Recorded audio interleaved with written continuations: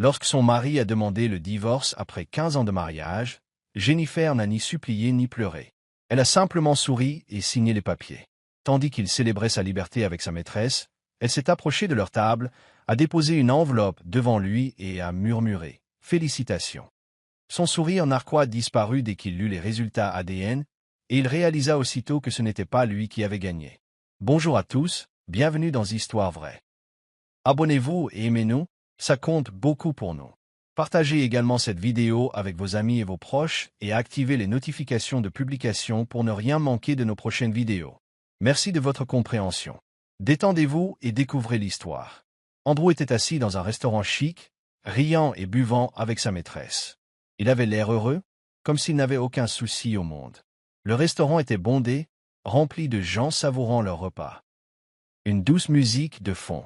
Ce soir était spécial pour Andrew. Son divorce était enfin prononcé. Il était libre et il célébrait avec la femme qu'il fréquentait en secret depuis des mois.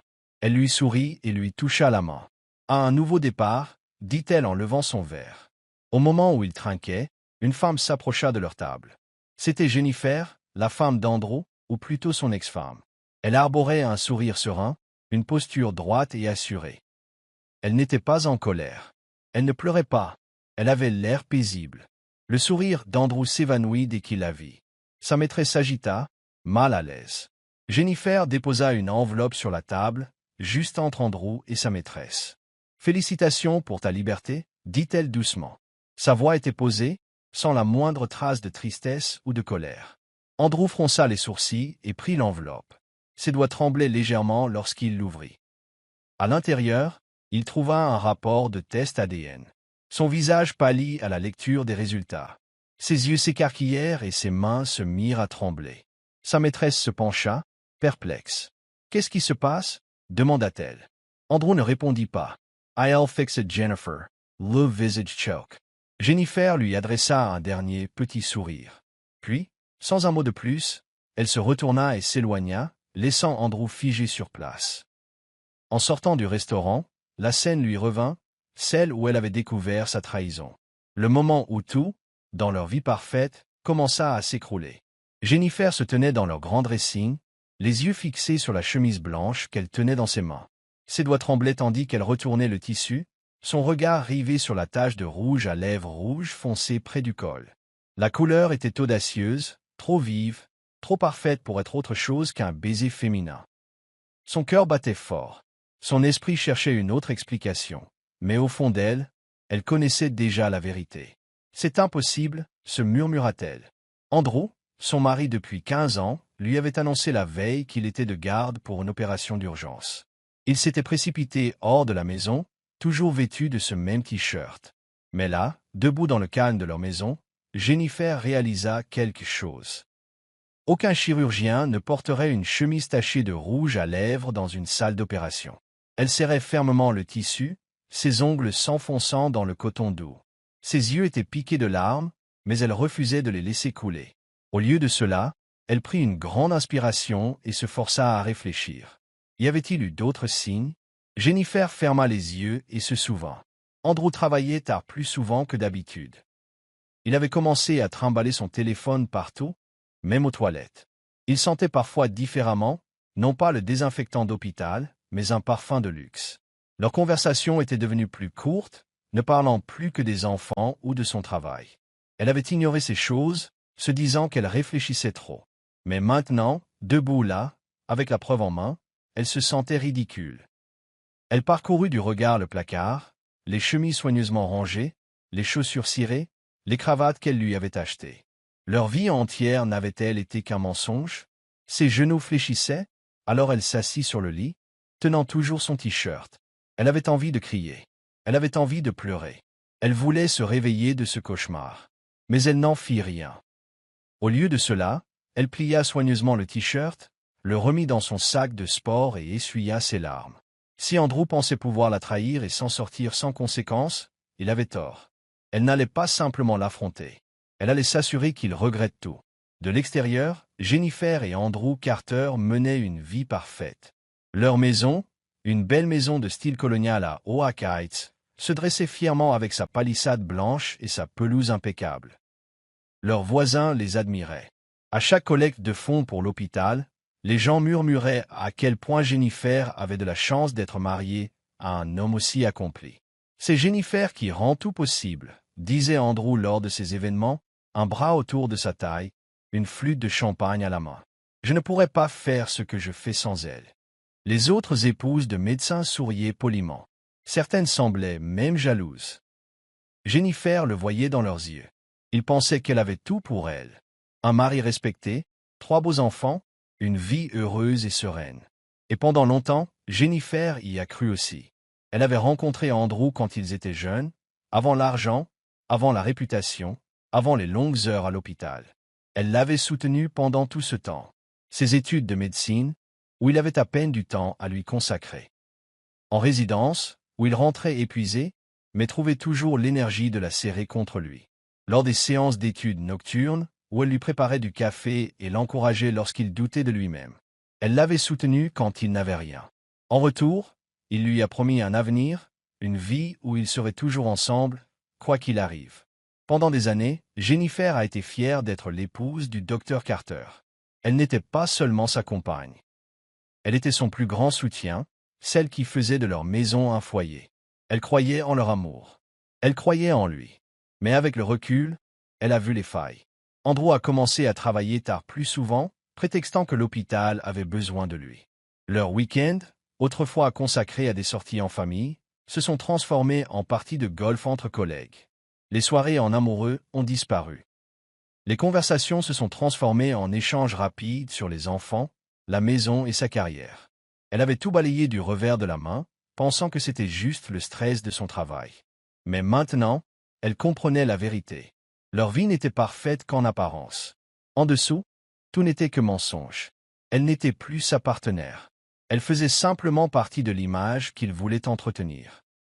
Et cette prise de conscience, plus que le rouge à lèvres, plus que les nuits blanches, plus que les mensonges, était ce qui lui faisait le plus mal. La soirée de promotion d'Andrew devait être spéciale. Jennifer avait passé des semaines à la préparer, à appeler le conseil d'administration de l'hôpital, à organiser le lieu, à s'assurer que les traiteurs serviraient les plats préférés d'Andrew. Elle avait même organisé une lecture. Félicitations, Dr Carter, chef du service de chirurgie cardiaque. Ce fut une grande fête dans une élégante salle de banquet, remplie de médecins, d'administrateurs et de leurs conjoints. Hommes en smoking, femmes en robe de soirée étincelante. Le genre de soirée qui cimente les réputations. Jennifer se tenait aux côtés d'Andrew, souriante tandis qu'il lui serrait la main et acceptait les compliments. « Je dois tout à ma femme », annonça Andrew en levant sa coupe de champagne. Jennifer a été mon pilier à chaque instant. Les gens ont applaudi. Certains jeunes médecins les ont regardés avec admiration, comme si elles étaient l'image même d'un mariage parfait. Jennifer était fière. Elle le croyait. Mais plus tard ce soir-là, quand ils rentrèrent à la maison, tout changea. Andrew desserra sa cravate et poussa un soupir en entrant dans leur chambre. C'était une réussite, dit Jennifer, encore imprégnée de la chaleur de la soirée. Avez-vous vu comme le docteur Roberts était impressionné? Je crois qu'il... To him as embarrassé. Jennifer s'est fichée. Elle se tourna vers lui, pensant avoir mal entendu. Quoi? Andrew retira ses boutons de manchette et les posa sur la commode d'un geste brusque et irrité. Tu n'avais pas besoin d'en faire tout un plat, marmonna-t-il. Une fête surprise? Vraiment? Jennifer sentit une boule se former dans sa poitrine. Oui, je voulais juste te célébrer. Tu as tout misé sur toi, rétorqua-t-il. Tu t'es mise au centre de tout, te pavanant comme une épouse parfaite. Ces mots firent l'effet d'une gifle. Jennifer recula, le cœur battant. Je n'étais pas Andrew, je l'ai fait pour toi. Il laissa échapper un petit rire sec et sans humour. Ouais, alors la prochaine fois, réfléchis à ce que je veux vraiment. Pendant un instant, le seul bruit dans la pièce fut le léger tic-tac de l'horloge murale. Jennifer déglutit. Je ne comprends pas. Je croyais qu'on était une équipe. Andrew ne répondit pas. Il prit simplement un oreiller sur leur lit et sortit. La porte de la chambre d'amis se referma derrière lui. Jennifer se tenait là, fixant l'espace vide où il venait de se trouver. L'homme qu'il avait autrefois vénéré, qui lui avait tenu la main dans les épreuves, qui lui avait promis une vie d'amour et de partenariat, il était parti. Et pour la première fois, elle le sentit. Son mariage était terminé. Elle ne le savait simplement pas encore. Jennifer était assise à la table de la cuisine, les yeux rivés sur son café. La vapeur montait en volute dans l'air, tourbillonnant avant de disparaître. Ses mains entouraient la tasse chaude, mais elle ne sentait rien. Elle n'avait pas dormi. Pas vraiment. Elle avait passé la nuit allongée, éveillée, les yeux rivés au plafond, écoutant le bruit lointain de la porte de la chambre d'amis qui s'ouvrait et se fermait tandis qu'Andrew se déplaçait. Le bruit des pas. On Robinette Cole. Silence. 15 ans. 15 ans, et on en était arrivé là. Quelque chose en elle avait craqué la nuit dernière. Pas au point de la faire pleurer. Non, la douleur était là depuis des semaines, des mois, peut-être même des années. Ce qu'elle ressentait maintenant était différent. Froid. C'était clair. Elle savait. Elle savait maintenant. Andrew n'était pas seulement fatigué. Il n'était pas seulement distant. Il n'était pas seulement stressé par le travail. Il trompait. Les signes étaient là, et elle les avait ignorés. Elle s'était convaincue de trop réfléchir. Le rouge à lèvres sur sa chemise en était la preuve ultime. Mais avec le recul, elle revoyait toutes les petites trahisons qu'elle avait excusées. Maintenant, elle avait le choix. Elle pouvait le confronter. Elle pouvait pleurer, crier, lui demander pourquoi. Elle pouvait le laisser la manipuler, la faire se sentir folle, lui dire qu'elle imaginait des choses. Ou alors, elle pourrait être plus intelligente. Jennifer posa son café et prit son téléphone. Ses doigts planèrent sur l'écran avant de finalement taper les mots. Détective privé, affaire d'infidélité. Une liste de noms apparut. Elle cliqua sur le premier. Le lendemain après-midi, elle était assise dans un petit bureau en face d'un homme nommé Mark Reynolds. Il avait la cinquantaine avancée, les yeux fatigués et un dossier rempli de papiers. « Tu es sûr ?» demanda Mark en feuilletant ses notes. « Une fois qu'on a commencé, on ne peut plus revenir en arrière. » Jennifer sourit. Ce n'était pas un sourire chaleureux. « Je suis déjà trop loin pour faire demi-tour, » dit-elle.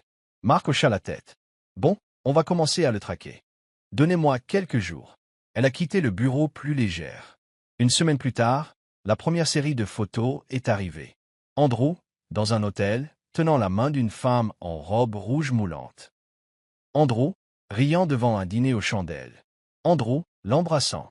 Jennifer était assise au bord de son lit, feuilletant les images. Chacune aurait dû lui faire mal au cœur, la briser. Mais elle ne ressentait rien. Concentrez-vous uniquement. La vengeance ne serait pas bruyante. Elle ne serait pas salissante. Ce serait calculé. Andrew avait passé des années à croire qu'il avait le contrôle, qu'il était plus intelligent, qu'il pouvait mentir et tricher et retrouver malgré toute sa petite vie parfaite. Il n'avait aucune idée de ce qui l'attendait. Jennifer regarda les photos une dernière fois, puis les mit de côté. Il était temps d'en finir. Jennifer était assise en face d'Andrew dans le bureau de leur avocat, les mains posées sur la table lisse en acajou. L'atmosphère était tendue, mais elle gardait son calme, son expression impénétrable. Andrew, lui, paraissait détendu, presque satisfait. Il se laissa aller dans son fauteuil, ajustant les coûteux boutons de manchette qu'elle lui avait achetés des années auparavant. « Ce n'est pas forcément compliqué, » dit-il d'une voix douce. « Nous voulons tous les deux passer à autre chose. Restons simples. » Jennifer hocha la tête avec un petit sourire presque timide. Bien sûr. Au fond d'elle, elle avait envie de rire. Il pensait qu'elle abandonnait. Il pensait avoir déjà gagné. Au cours des semaines suivantes, Jennifer joua son rôle à la perfection. Elle laissa croire à Andrew qu'elle avait le cœur brisé, qu'elle était trop fragile pour riposter. Elle n'a pas protesté lorsqu'il a suggéré les conditions du divorce. Elle a acquiescé discrètement lorsqu'il a évoqué la possibilité de garder la maison, affirmant que ce serait plus facile pour les enfants. Elle a même fait semblant d'hésiter au moment de signer les papiers. « Tu es sûr que c'est ce que tu veux ?» demanda-t-elle doucement en l'observant attentivement. Andrew expira comme si c'était épuisant pour lui. « Yen, à l'aise. Nous savons tous les deux que c'est pour le mieux. » Elle baissa les yeux, faisant mine de ravaler son émotion. « Tu as raison, murmura-t-elle. » Andrew sourit. Il pensait avoir gagné à huis clos. Jennifer n'était pas faible. Pendant qu'Andrew jouait au petit ami parfait avec sa maîtresse, Jennifer rencontrait un conseiller financier. Elle avait discrètement commencé à transférer des comptes joints et à ouvrir des comptes privés à son nom. Elle avait épluché chaque relevé bancaire, chaque investissement, chaque bien immobilier qu'ils possédaient ensemble. Elle l'avait soutenu pendant 15 ans, l'avait aidé à bâtir sa carrière, avait élevé leurs enfants, avait tenu le foyer. Elle n'allait pas repartir sans rien. Elle avait tout documenté. Tous les voyages de luxe, les bijoux qu'il avait offerts à sa maîtresse, les dîners privés dans des restaurants 5 étoiles, chaque dollar qu'il avait dépensé pour elle. Et puis elle a attendu. Le jour où le divorce a été prononcé, Andrew l'a invité à prendre un café comme s'ils étaient de vieux amis. « Je veux qu'on soit courtois », a-t-il dit en remuant son verre pour les enfants. Jennifer sourit. Bien sûr, il ne remarqua pas son calme, sa maîtrise de la situation. Au lieu de cela, il se pencha en arrière, l'air satisfait. « Je penserai toujours à toi, Jen. Tout ira bien. » Elle faillit rire. Tout ira bien. Ce soir-là, Andrew célébra avec sa maîtresse, probablement en trinquant à sa nouvelle vie, pensant que tout s'était déroulé comme prévu. Mais 2 jours plus tard, il reçut l'appel. Son avocat semblait tendu. « Andrew, nous avons un problème. »« Quel problème ?» demanda-t-il, agacé. Silence. Puis, Jennifer a intenté une action en justice pour divorce. Andrew resserra son emprise sur son téléphone. « De quoi parlez-vous ? Elle a des preuves que vous avez dépensé des dizaines de milliers de dollars pour une autre femme pendant votre mariage. Elle prétend que vous avez utilisé l'argent du mariage pour cette liaison. » Le cœur d'Andrew s'est arrêté. Sa maîtresse, qui riait à ses côtés quelques instants plus tôt, remarqua son expression. « Andrew » demanda-t-il. Mais il l'entendit à peine, car à cet instant précis, Jennifer était assise chez elle, sirotant du vin, regardant le coucher de soleil à travers les grandes fenêtres de la maison qu'elle possédait désormais. Andrew la pensait faible. Il ignorait qu'elle jouait un jeu bien plus grand. Le restaurant résonnait de rires, de tintements de verre et du doux bourdonnement d'une musique de fond. La lueur des bougies scintillait sur l'argenterie polie, créant une atmosphère de fête. Du moins, c'était ce qu'elle était censée être. Au centre de tout cela, Andrew était assis avec sa maîtresse, la main posée nonchalamment sur la sienne. Sa nouvelle vie. Son nouveau départ. Il était enfin libre. Du moins, c'est ce qu'il pensait. De l'autre côté de la salle, les portes du restaurant s'ouvrirent et Jennifer entra. Elle était calme, posée, vêtue d'une élégante robe bleu marine. Elle avançait avec une assurance tranquille, comme si elle avait tout son temps. Le sourire narquois d'Andrew s'évanouit à la seconde où il la vit.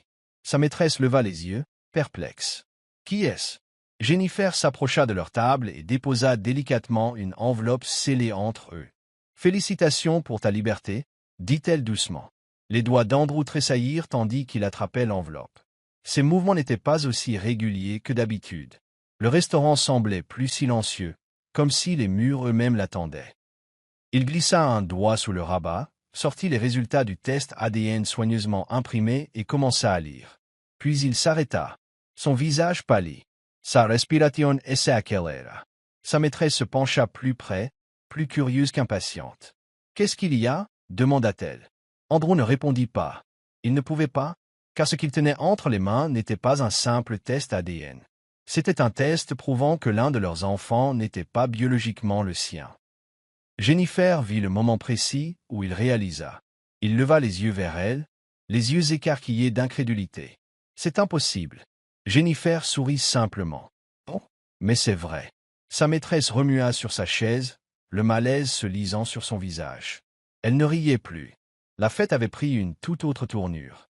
Jennifer se pencha légèrement, d'une voix calme et posée. « Tu vois, Andrew, je t'ai laissé croire que j'étais ignorant.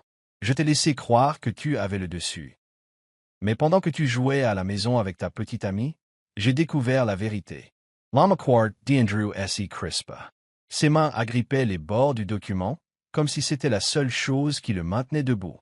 Jennifer se redressa, lissant le tissu de sa robe. « Ne t'inquiète pas, je ne suis pas là pour faire une scène. Je voulais juste te rendre l'appareil. Tu m'as donné les papiers du divorce. Alors, j'ai pensé qu'il était juste de te dire la vérité. » Elle prit sa pochette et se retourna pour partir. Avant de s'éloigner, elle jeta un coup d'œil par-dessus son épaule. « Bon dîner. » Puis elle sortit. Et tandis que la porte se refermait derrière elle, elle laissa Andrew complètement anéanti. Jennifer sortit du restaurant et s'engouffra dans la fraîcheur nocturne. Une brise balaya les rues, faisant bruisser le bas de sa robe tandis qu'elle expirait, se sentant plus légère qu'elle ne l'avait été depuis des années. Derrière elle, le monde qu'elle connaissait autrefois s'effondrait. Elle l'imaginait parfaitement. Andrew assis là, pâle, silencieux, serrant ce test ADN contre elle comme si le tenir pouvait changer la vérité. Sa maîtresse, les yeux écarquillés de doute, remettait probablement tout en question. Mais ce n'était plus le souci de Jennifer. Ce n'était plus son problème. Ce n'était pas sa vie. Elle sourit. Elle avait gagné. Le lendemain matin, Jennifer sirotait un café dans sa cuisine ensoleillée lorsque son téléphone a vibré. Un SMS de son avocat. Andrew tente de contester le règlement du divorce. Il veut qu'on se voie. Jennifer Ritt Dousmith. Bien sûr qu'il veut. Peu de temps après, un deuxième SMS arriva. Celui-ci provenait d'un numéro inconnu. Mais elle le reconnut immédiatement. Il faut qu'on parle. Jennifer pencha la tête et prit une autre gorgée de café. On est d'accord? Pendant des mois, Andrew lui avait donné l'impression qu'elle n'avait pas le choix. Comme si sa seule option était d'accepter le divorce et de partir discrètement. Mais il l'avait sous-estimé. Elle avait obtenu la maison. Elle avait obtenu ce qu'elle méritait, grâce à l'accord. Et maintenant, elle ne lui laissait que des regrets. Jennifer effaça calmement le message. Il n'y avait plus rien à dire. Cet après-midi-là, elle est allée chercher les enfants à l'école. Leurs rires ont rempli la voiture tandis qu'ils parlaient en même temps, racontant leurs anecdotes de la journée. Elle jeta un coup d'œil dans le rétroviseur pour les observer. C'était ça qui comptait, pas Andrew. Ni la trahison, ni les années perdues à croire en quelque chose qui n'était pas réel. Ses enfants, son avenir. Alors qu'elle s'engageait dans l'allée de la maison qui lui appartenait désormais, un sentiment de paix et de chaleur l'envahit. Pour la première fois depuis très longtemps, elle était libre. Pas lui. Elle sourit intérieurement en sortant de la voiture. Car au final, elle n'a pas perdu un mari. Elle a perdu un menteur. Nous voici arrivés au bout de l'histoire. J'espère que vous avez apprécié. Aimez ma chaîne YouTube et abonnez-vous pour découvrir d'autres histoires intéressantes.